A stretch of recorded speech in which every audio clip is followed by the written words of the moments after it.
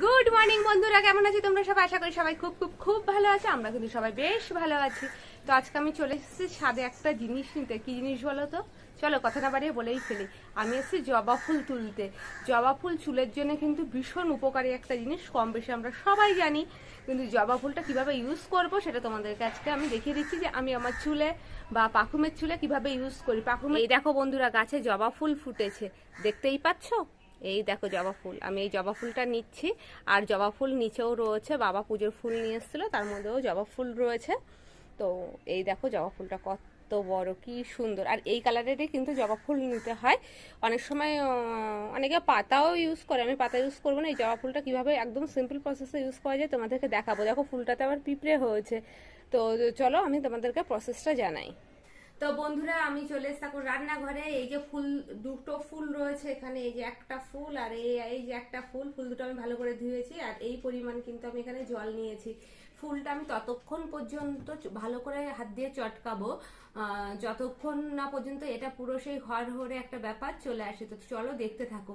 আর এটা অল্প একটু জল নিয়েছি কেন বলো তো? এটা আজকে আমি পাখুমের চুলে অ্যাপ্লাই করবো, কারণ আমার চুলটা শ্যাম্পু করতে হবে। তো এখন শ্যাম্পু করা নেই, আর এগুলো সব পরিষ্কার চুলে অ্যাপ্লাই করা উচিত। তার জন্য, আর যেহেতু আমার কাছে এখন দুটো জবা ফুল রয়েছে, তো এটা পাখুমের চুলের জন্য কিন্তু এনাফ। তো চলো, এই দেখো বন্ধুরা, আমি এবার এটাকে চটকেই যাবো। পুরো জলটা না হরহরে হয়ে যাবে। এতে চুল কিন্তু খুব কালো হয়, নতুন চুল গজায়। চুলের জন্য কিন্তু ভীষণ একটা ভালো জিনিস, আর খুব ভালো কন্ডিশনারের কাজ করে।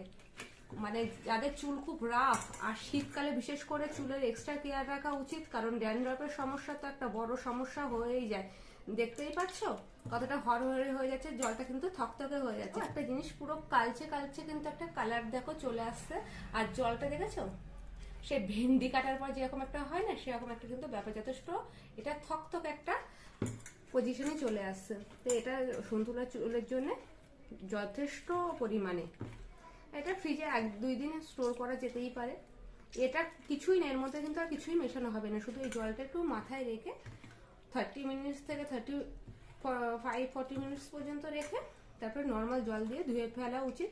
তবে যে কোনো জিনিসই চুলের অ্যাপ্লাই ক্ষেত্রে এটা মাথায় রাখতে হবে, সেটা কিন্তু পরিষ্কার মাথায় লাগাতে হবে।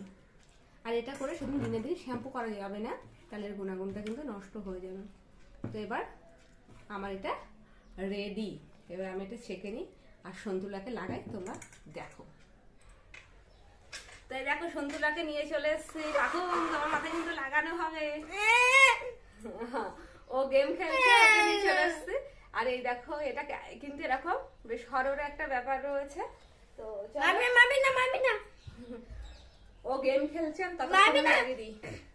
এরকম পুরো চুলের গোড়া থেকে আগা পর্যন্ত। ও ছোট বলে ওর মাথা অল্পতে হয়ে যাচ্ছে আর কি। এই দেখো, বুঝতেই পারছো।